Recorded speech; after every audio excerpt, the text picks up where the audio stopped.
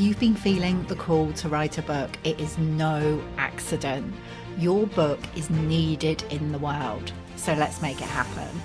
I'm Nicola Humber, and this is the Unbound Writers Club. Hello and welcome to the Unbound Writers Club. Today I am joined by one of our magical authors at the Unbound Press, Lorraine Pannetier, author of the newly released Raising Wild Birds.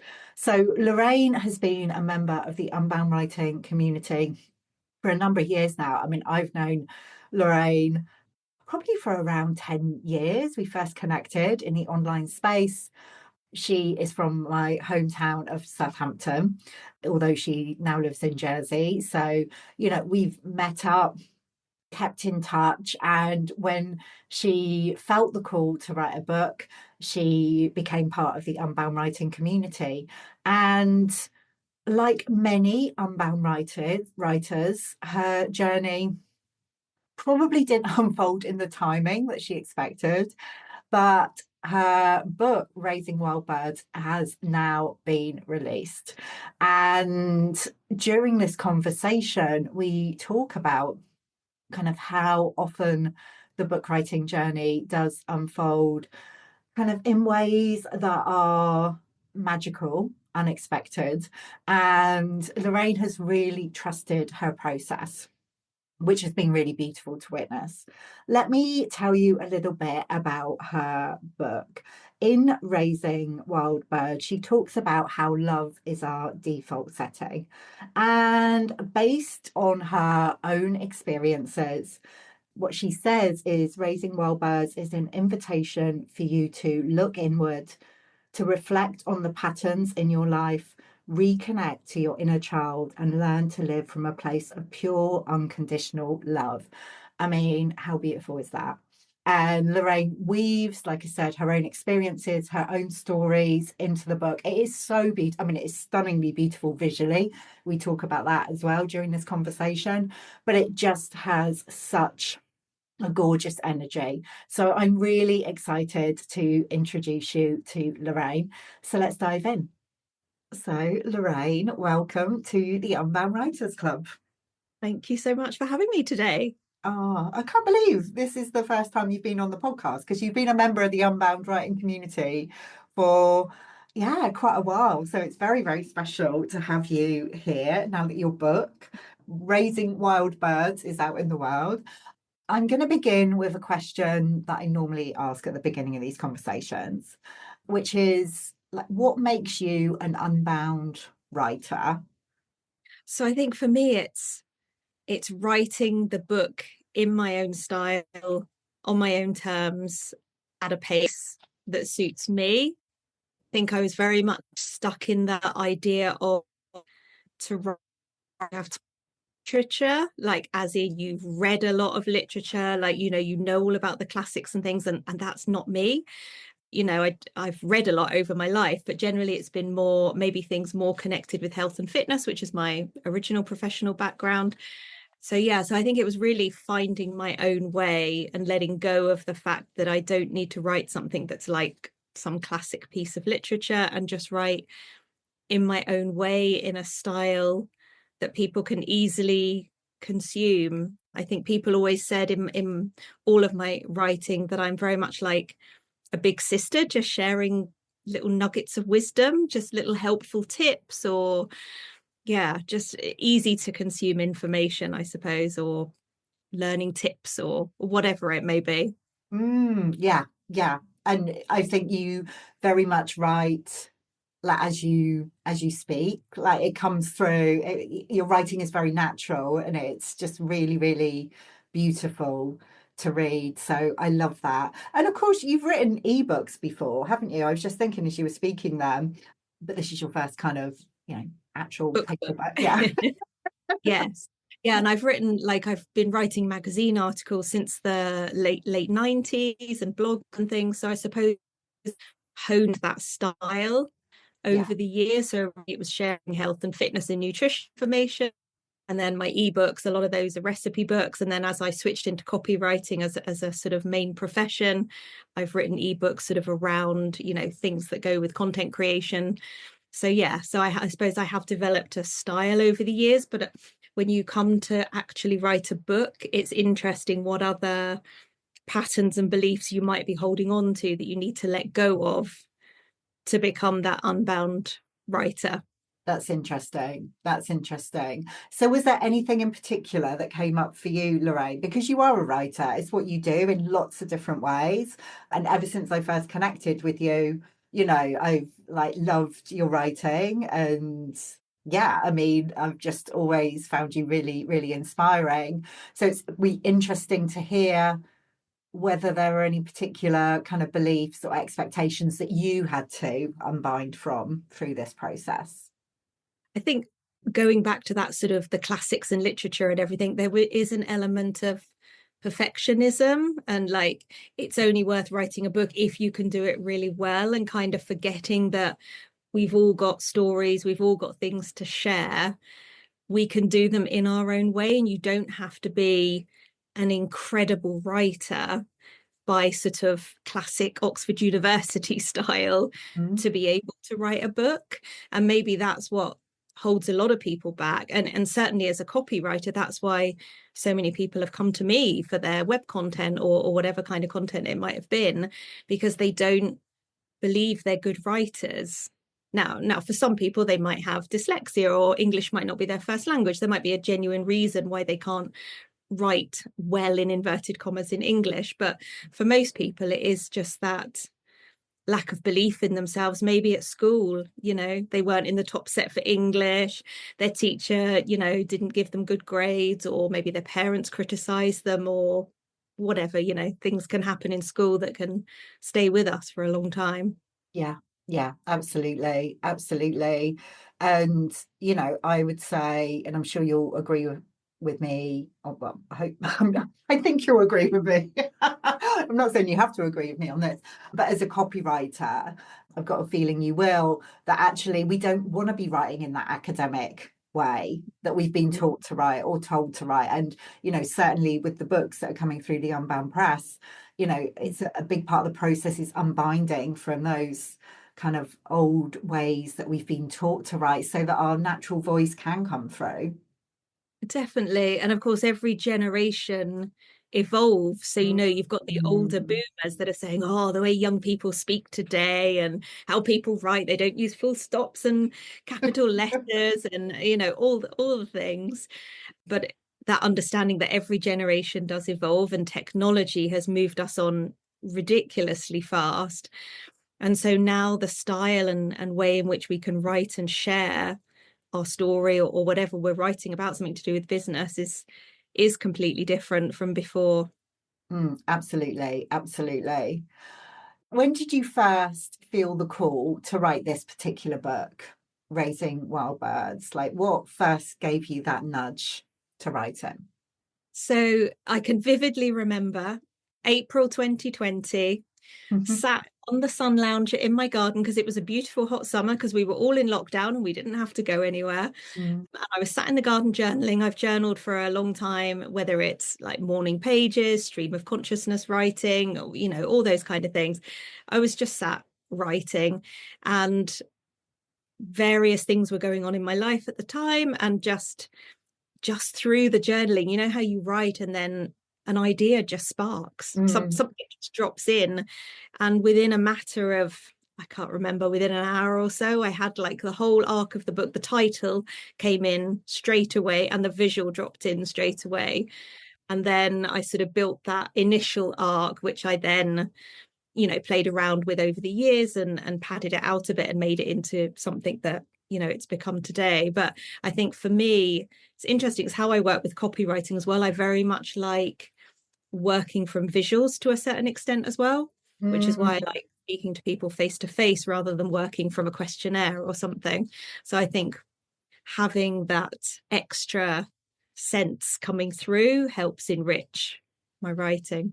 Beautiful. And we were talking about this just before we hit record because I was talking about the cover. I've got a copy of your book here in front of me and just saying how people are loving the cover of this book, which of course, you were in co-creation with the amazing Leah Kent, who's one of our designers at the Unbound Press.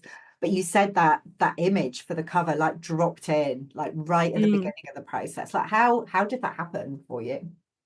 I think, see, there's so many parts to that front cover, and each of them has a meaning. So Mm, the mountains obviously represent our journey. You've got the highs and the lows, the ups and the downs. And I love that sort of the pastel colors, as you know, they're darker in front and lighter behind. You've got the sunrise, or it could be sunset. For me, it's sunrise, but it could be either. So that, the light always comes even when it's dark. So you've got that, working through the difficult times in our life and the challenges, and then when things are really good. So the sun has got that representation. The mm, little girl on the front is like our inner child. So a lot of the book is, me working through all those different stages in my life where, I maybe didn't listen to my inner child and did keep her, pushed down. And then the birds obviously represent that freedom and flying off. I always think of like an eagle soaring. That's kind of how, like, I love flying. I love being up at 35,000 feet flying. There's just that energy as well, is me very much seeing the world from a different perspective, which obviously birds do. yeah. And then, of course, the arc of the book goes from the baby bird through to the fledgling to that big eagle soaring, the sort of the different phases in our life. So the original, so the final cover changed slightly. The original mock-up I did in Canva was a little girl. She sort of had her hands cupped in front, and she was just releasing this little Oh, bird back into the wild. So that's why we've got one slightly away from the flock on oh, the front cover there. So it has so much meaning. And of course, as a mum, I've raised my children, and I've very much always realized that you raise your children to let them go and live their own life. So mm, actually the title Raising Wild Birds, oh, I feel a bit emotional, mm, is also connected to that, especially I'm 51 now. It's that sort of menopause era. Children have grown up, one's in Australia, one's moved out. So yeah, that kind of raising your wild children, setting them free so they can go and live their amazing life. So yeah, there's a lot in that front cover, and all the rays of light and everything, adding that little sparkle. it's Yeah. absolutely beautiful and it captures the book perfectly. And I felt quite emotional as you were speaking then as well, Lorraine. Yeah, that came out of nowhere. That can happen. That can happen, can't it? I mean, you mentioned like having this a lot of these details drop in April 2020. I remember that time so well. Has the book evolved much? Did it evolve much over that kind of 4+ years? Yeah, definitely. I think initially where I was at in my personal life, I thought the book was very much going to take a shorter journey.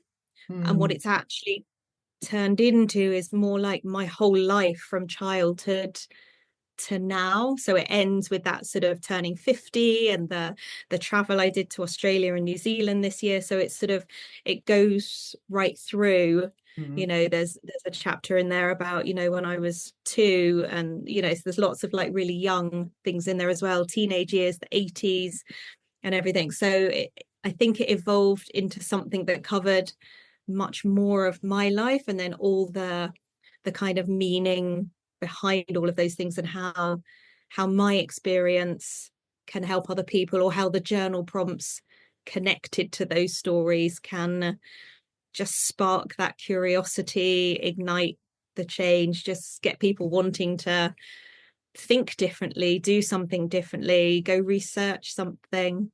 mm. So yeah, so I think that's definitely how it changed over the 4 years. Yeah. Yeah, yeah. I love that you trusted that as well and allowed the book to evolve and trusted the timing and something that I've just literally noticed actually just before we came on. I was reading through the acknowledgements and it really landed with me like you're somebody who like you've been an amazing part of the Unbound writing community over the past few years.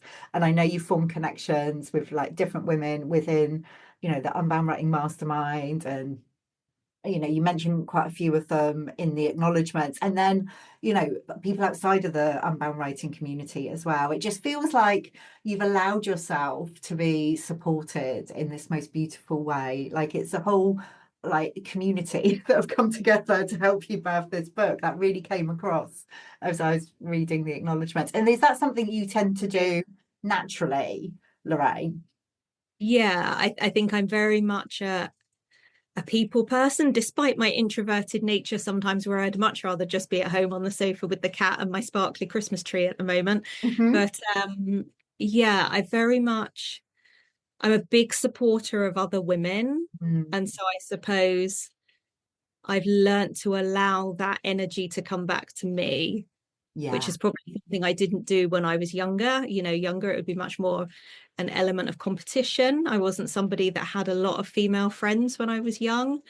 So yeah, so I think that's been part of the journey for me as well, is really getting to know women on a more deeper level, Yeah. allowing some of those, I'll call them intimate relationships. They're not romantic, obviously, but Mm, that deep intimacy where you can share, some of the struggles you're going through, or some of your highs, or some of the things you just wouldn't share on social media, some of that really personal stuff, how mm, you can share that with other women. And if you're lucky enough to have had female friends all along, that's amazing. But for some of us that haven't, learning that later in life is beautiful. And I value all those friendships and connections so mm. deeply. And like you've mentioned, you and I have known each other for a long time, for when we both did different things. Totally, totally. And I love that. I really love that. I mean, when you were talking about flying earlier, I was thinking when the first time we actually met in person was in, The the airport. Southampton airport.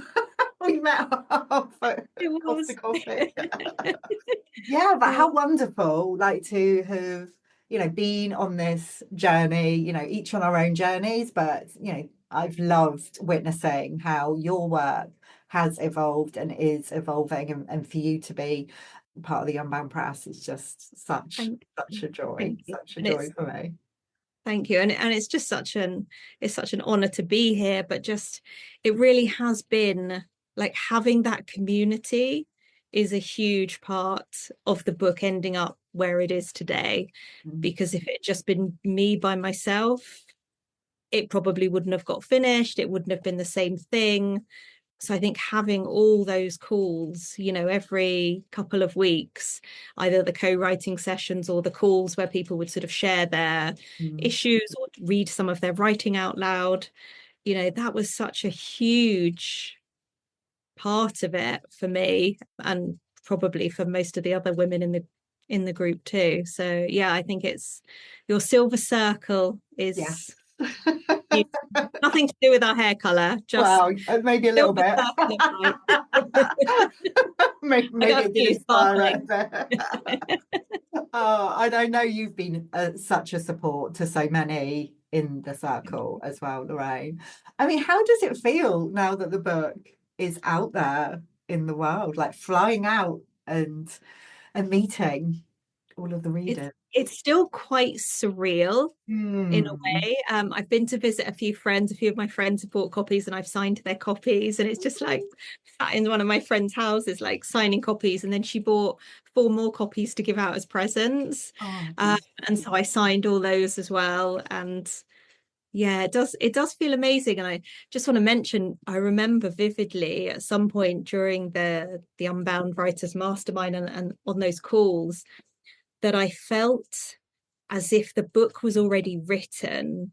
It Mm, was like from that first moment in April 2020, and the sort of the weeks that followed, where I put sort of 20,000 words down, not necessarily that I ended up using all of those, but it felt like the book became its own entity. It was an energy. It was there, and it was almost like it was like in a cloud or a bubble, around me somewhere. I could sense it. It had this whole energy. And I think the work involved is trying to transmute, as you use that word a lot, transmute that energy into something tangible, which is kind of what I do with copywriting too. But I think a book is such a big entity compared to a website page or something. So it felt for a long time like it was done. Why do I need to do anything else? Can't I just use some magic AI thing to just, press some invisible button in front of me and it It drops would, in? maybe one day that will. Maybe one day. But I feel that's part of it, is like very often, actually, or quite often, unbound writers say the same, but it feels like the book's already done, they can feel it. And I think when that's the case, it is so, like, it's such an alchemical transformational process, like to allow yourself to carry on and get to this point where you have birthed something that is tangible and you can hold in your hands. Like, there's so much magic in allowing yourself to do that. So I kind of hope there's never a shortcut, I'm afraid. Yeah, exactly. No, I agree totally. Chat GPT is great fun, but yeah, it can't, these adverts that pop up that say I wrote a $27 ebook in 2 minutes and here how you can do it too. And it's like, yeah, you can do that to make some money, but there's something so precious about crafting a book yourself, whether it's a fiction story, a personal growth book like this, a business book. There's so much that goes into that. Yeah, And I think that will prevail. I don't think we're ever going to lose that. me too. Me too. The energy, like, you Yeah. can feel like having this book, Raising Wild Birds, on my desk right now as I'm speaking to you. I keep touching it because she's so beautiful, and I can just feel the energy. I feel you in this book. Mm. So, I feel that's always going to be something that readers are looking for, because it's a way of connecting. It's really important. Yeah, it's that energy, isn't it? It was really interesting actually. I sent my daughter a signed copy, my daughter that's in Sydney, and she did an unboxing video for me, and it's just the most beautiful thing. I mean, I shall cherish it forever. It's almost more precious than the book itself, because just her face when she opened it and saw the cover, and then she's like, oh my god, it's your name on it, you've actually written a book. And what was just really beautiful is as she was turning it round and touching it and everything, it was like it was glowing. It was like it had this white aura, and it was just beautiful. I mean, yeah, how amazing is that? And the impact that that has. I'm thinking of, like, one of our other recent releases, Hilary Saltzman's book, Raw of Her Story, and her Mm. daughter's response to seeing the book for the first time. And it's like, oh, isn't this amazing that, your daughter, Hilary's daughter, like other writers' daughters and other loved ones, and, people in their, in their communities, in their networks, are seeing, you writing your books and getting to that point of sending them into the world. It's just such a special thing. The ripple effect of that is just huge. So, oh, Definitely. so much magic. There's a whole podcast series in there for you, isn't there? I know Daughters there of is. Writers. My mum wrote a book. I know. I love it. In fact, this is what's when I was thinking about all the different ways I could share my book, in terms of marketing it, one thing that popped in is one day my great granddaughter might hold a copy of this. And that just at the time, it made me so emotional, Yeah. because so many of us, I mean, many of us didn't really even know our grandparents very well. Like, even if they were alive for the first 20 or 30 years of our lives, a lot of us didn't really get to know our grandmothers as people. They were just nan or granny that we went to see and had tea and cake with or whatever.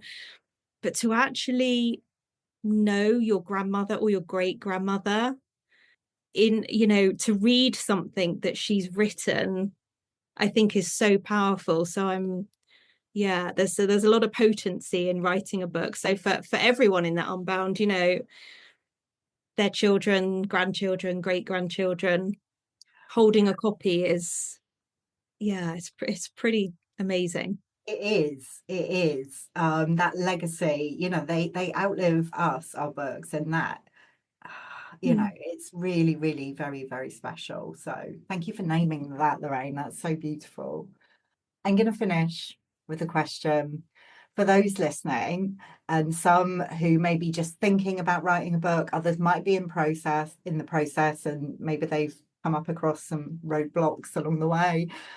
What is I know you've probably got lots of advice, but if you had to give one piece of advice, One piece of what, advice without going what, off on a tangent for 15 what would it be? What comes to minutes. mind? I think the one piece of advice would be to stay in your gut, your heart, your intuition, and get out of your head. Mm, And I was thinking about this beforehand, like I'm not very good at writing religiously every day at the same time. You hear all these kind of writer, like yeah. proper authors in inverted commas, like famous people that write big books, that they say they go upstairs to the office for 3 hours every morning, and they don't let anyone in the room. It didn't work that way for me as well. And part of that is the unbound way of writing. But I think it is very much you just have a thought, an idea, a feeling, a concept, something drops in and you just run with it. And if that means you sit and you write for 30 hours one week, just day in, day out, or you stay up till 1 in the morning because you just want to get it all on paper, I think definitely just follow what naturally comes up. Don't try and overthink it, and don't get caught up on word count or anything. I think that was something that held me back. I'd read somewhere that a fiction book might be like 70 or 75,000 words or something. For some reason I had this huge figure in my head, and it was actually Leah Kent that helped with the design, that said, most personal growth books are maybe more like 30 to 40,000. If you've already got 20 or 25, you're halfway there, over Exactly. halfway. And I Exactly. think it was that pivot, that mindset shift that was like, oh, actually, I'm a lot further along. But again, it's that getting out of your head, staying in your heart, staying in your body, and just allow whatever wants to come out to come out. And if it needs a lot of editing at the end, you've got a beautiful team at Unbound that can help you with that. So be it. Exactly. Exactly. You don't have to do it on your own. And No, you modeled that approach so beautifully, Lorraine. It's just, like I said, been an absolute joy to witness. So thank you. no. For those listening who'd like to find out more about you and your work and connect with you, what's the best way for them to do that? The best way at the moment is through my business, The Soulful Word. So that's my Instagram, Facebook. Website is thesoulfulword.com, or just The Soulful Word on Instagram. I have got an Instagram account for the book as well. It's raisingwildbirds.love. But yeah, come and find me at The Soulful Word and you'll get links to everything else. Amazing. And we'll make sure the links are in the show notes as well. Thank you. Lorraine, thank you so much. I've really enjoyed our conversation today, and I'm so excited now that your book is going out into the world and making magic. Thank you so much. Thank you so much, Nicola.